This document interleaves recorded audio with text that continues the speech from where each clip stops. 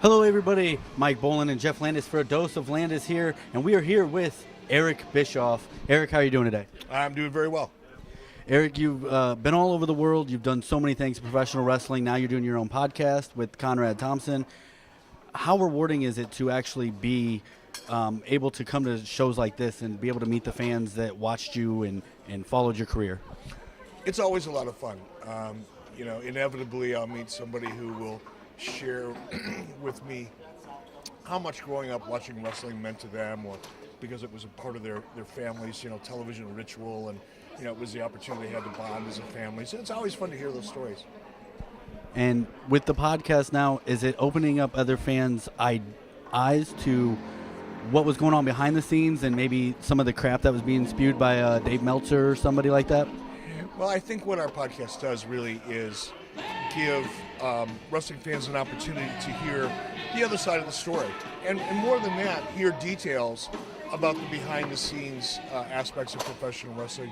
We get into the business of the wrestling business a lot more than a lot of other podcasts do.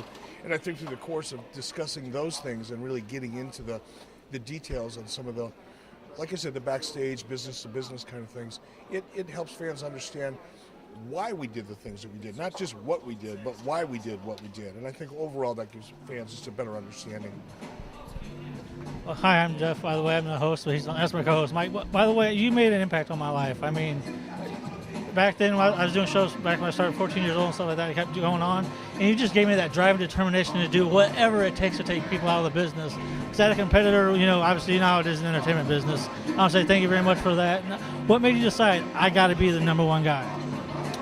Oh, I think I've always, been an entrepreneur. I've always been driven. I've always been competitive since the time I was a young kid. So I don't think it was really a conscious decision as much as it was a part of my DNA.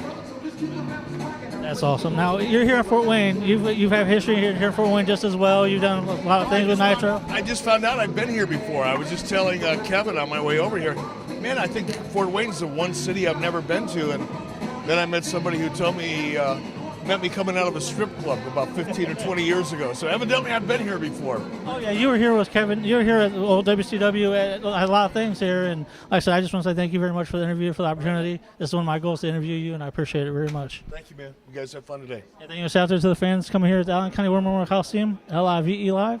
Come on down, Heroes and Legends. We're going to have a great time, get some autographs, see a bunch of people here, take some pictures, have some fun, and talk some wrestling.